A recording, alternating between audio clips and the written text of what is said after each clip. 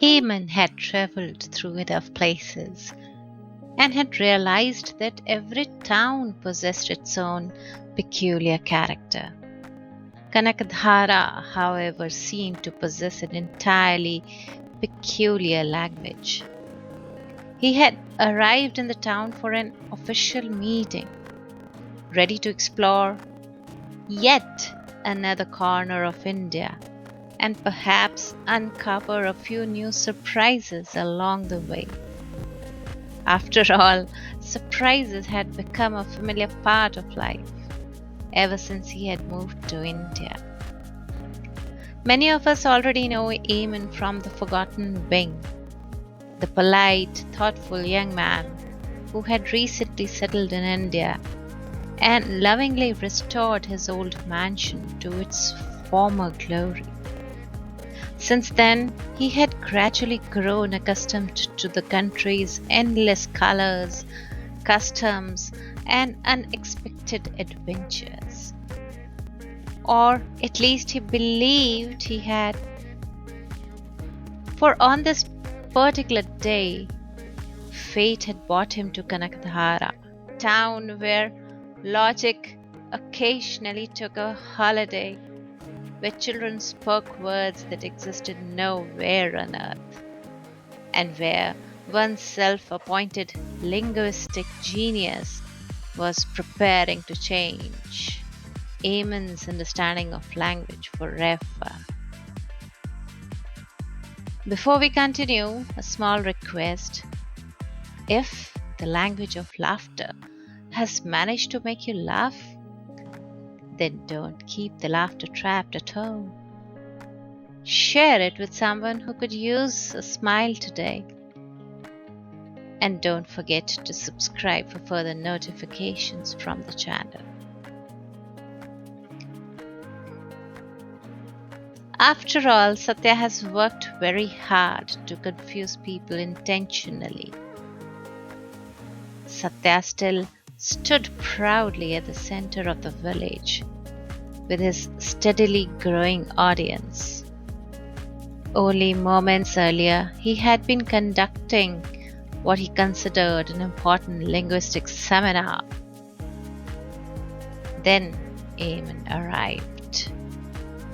Instantly, the villagers' attention drifted elsewhere. And nobody cared. Satya cared deeply. Inside his head, several complaints about human loyalty were already forming.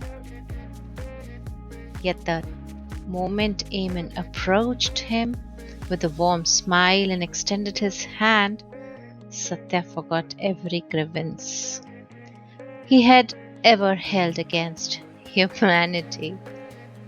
His disappointment vanished, his wounded pride healed, and the king within him sat upright once more. After all, international recognition had finally arrived, and it was shaking his hand. "You're a very kind gentleman," Eamonn said warmly. "And judging by the number of people following you, I assume you are quite respected in this town. I think you help a lot of people." Satya understood none of it, not a single word. The accent flew over his head like a migrating bird that had absolutely no intention of landing. Still, Satya nodded wisely. "Yes, yes." Eamonn smiled. Encouraged by this apparent understanding, he continued. "I need to reach Hotel Kanak Residency. Could you kindly show me the way?" Once again, Satya understood absolutely nothing. However, he did manage to catch 3 familiar words: Hotel, Kanak, Residency, and that was enough. The remaining sentence could have been instructions for launching a rocket negotiating world peace, or adopting a family of penguins. Satya was already nodding confidently. Fully understood, he declared. He had understood nothing. Unfortunately, half the village was watching, and the retreat was now impossible. A respected linguistic authority could not suddenly admit that he had been defeated by a polite Irish accent. And so, without realizing it, Satya, the founder, the creator, inventor, promoter, chairman, managing director, chief executive officer, and sole fluent speaker of his revolutionary language, had just volunteered to guide Eamonn through the entire town. The challenge before him was now simple. He had to walk beside Eamonn, nod thoughtfully at everything he said, occasionally smile in agreement, and somehow avoid revealing that he understood less English than the village goat. It was by far the most difficult linguistic assignment of his career. With the confidence of a man who had never once allowed knowledge to interfere with certainty, Satya pointed dramatically toward a complete random street, smiled professionally, and began walking. Come! Eamonn followed. The crowd followed. A few goats followed. Within seconds, what should have been a simple request for directions had somehow become a public event. Several children exchanged excited looks. Whenever Satya looked this confident, something entertaining usually happened. And thus began one of the least accurate guided tours in the history of Kanakdhara. Yet there was something undeniably impressive about Satya. Not wisdom, not navigation, certainly not language, but enthusiasm. Satya possessed enough enthusiasm for an entire village. He wanted to impress everyone at the same time, preferably while they were watching. As they walked, Eamonn observed him with growing amusement. He smiled politely, listened attentively, and even attempted to repeat a few words from Satya's language, trusting perhaps far too easily the man's claim of being a linguistic expert. Whether out of a genius curiosity or simply a good manners, Eamonn treated every nonsense word with sincere interest. Satya interpreted this as overwhelming admiration. Each smile became proof of his genius. Each nod became international recognition. By the third smile, Satya was already considering himself a cultural ambassador. By the fifth, he was practically negotiating foreign relations. Meanwhile, Eamonn was simply enjoying the walk.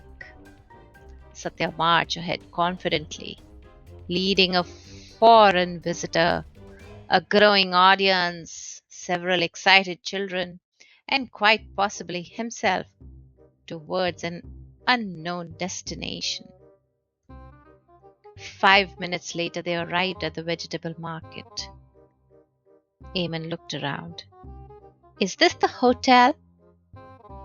Satya immediately replied. Preliminary route. Nobody knew what that meant, including Satya. And then, as a warning, he kept telling his people, Rasagola Gora, Hayya Hayya, which meant a man as fair as a Rasgulla was coming. Eamonn innocently asked, Rasgulla is sweet, right? Satya did not reply. Instead, he offered the solemn smile of a strict teacher faced with a foolish question, adjusted his imaginary authority, and continued walking in silence, as though sweetness like advanced grammar was not to be explained to beginners. A few steps later, spotting a muddy puddle in the road, Satya raised a warning hand and declared, Kariful Bhapak Pani! Eamonn immediately turned towards him in curiosity. He had begun treating Satya's language as a fascinating academic subject. What does that mean? He asked. Satya simply looked ahead and continued walking with the seriousness of a professor delivering a lecture. Eamonn smiled. Ah, a greeting!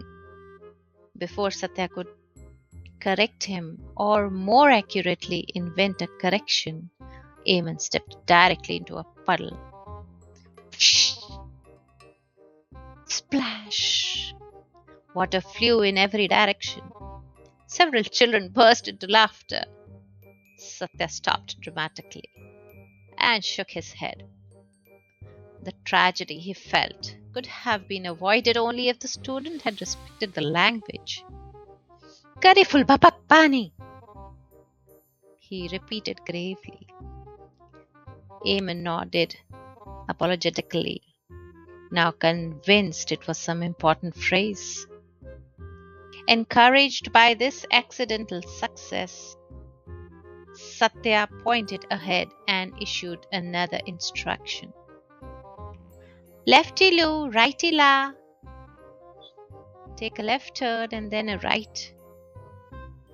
Eamonn looked left, then right, then left again.